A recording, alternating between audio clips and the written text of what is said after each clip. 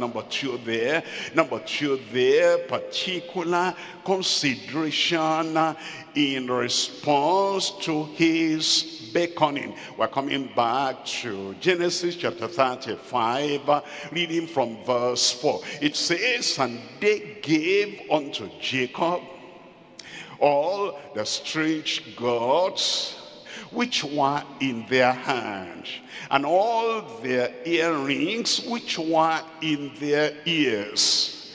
And Jacob hid them under the oak which was by Shechem." He knew he wasn't coming back to that place again. He was going to bury those things out of sight, out of mind, out of the family. He was going to bury them there, and he would go away to Bethel. He would not return there. That's the attitude we ought to have if we are actually repenting of something, if we're removing something, if we have the conviction that Jacob, the head of the household, has spoken. And even things you didn't know. And we really have deep conviction within us. And we're not just doing what is said, the one that is obvious, but everything we remove from our lives. And then we give unto him. And Jacob himself, he wasn't secretly desiring those earrings that they have given to him. He'll still be thinking, what do I do with this? And I like them.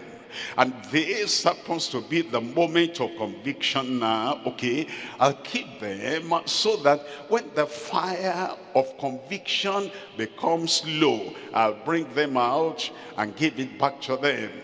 You know, some people, they love their wives the way they look like the world. Well, you know, some people, they come to church, and their wives come to church, and maybe they're the people that bring their wives to the church, and their daughters and their sons, and they like the way their daughters and their wives look like the world. And so when those daughters and when those wives, when they have conviction and they said, enough is enough, I've been hearing of sanctification and holiness all these years, and I knew that my heart really wasn't there because of the things I have, which I love very much. And they now say, now I'm in business with God. I give up that, I give up that. I want to live like a daughter of Zion. Then their husbands might wisely, in quotes, talk to them. Do you really want to do this? Is it as bad as that? You know, I didn't mention that. So why are you giving up that one?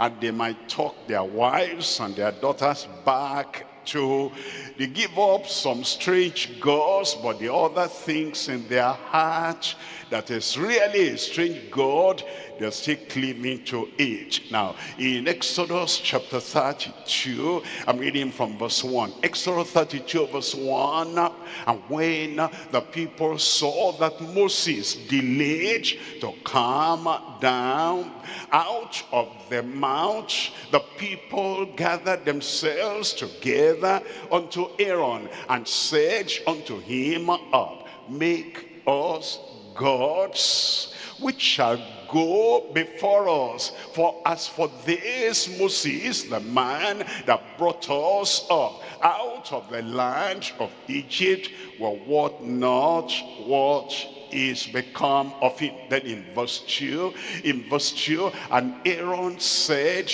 unto them, break off the golden earrings which are in the ears of your wives, of your sons, of your sons, and of your daughters, and bring them unto me.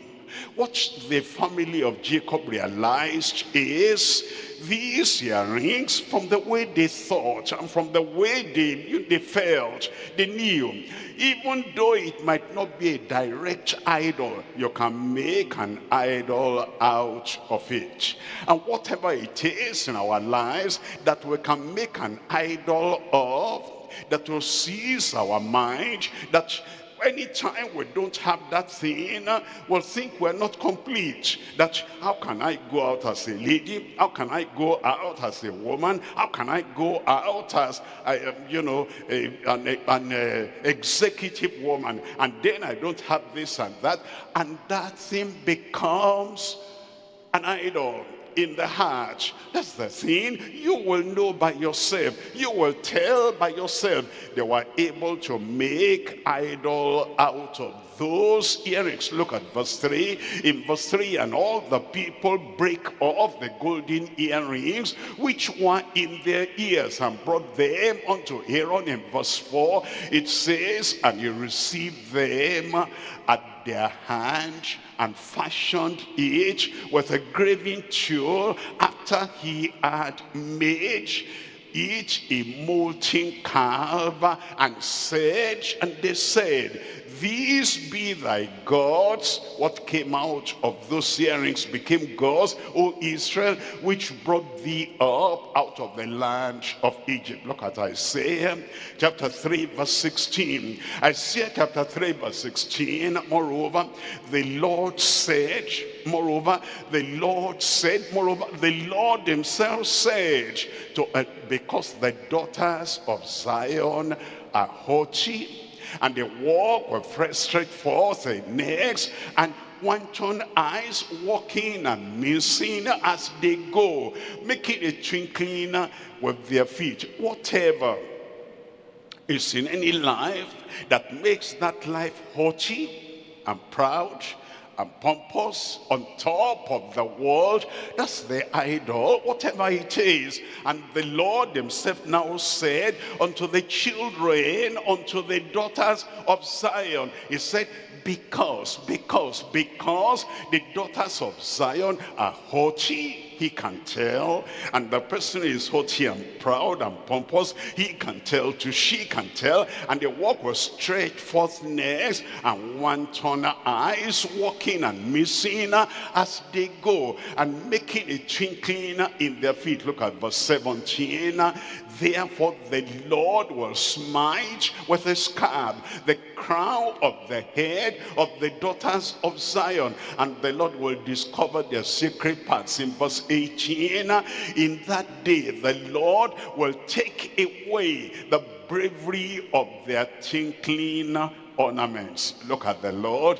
He saw that those things became idols, and those things made them proud, and those things made them haughty. And it says the Lord himself will take away the bravery of their tinkling ornaments about their feet and their cords and their round tires like the moon. In verse 19 it says, and the chains and the bracelets and the mufflers. Verse 20 says, and the bonnets and the ornaments of the legs and the headbands and the tablets and the earrings. You see, it became an idol far away at the time of Isaiah. Let's look at Hosea chapter 2. We're reading from verse 13. Hosea chapter 2 in verse 13. And I will visit upon her the days of Baalim, wherein she burnt incense unto them, and she decked herself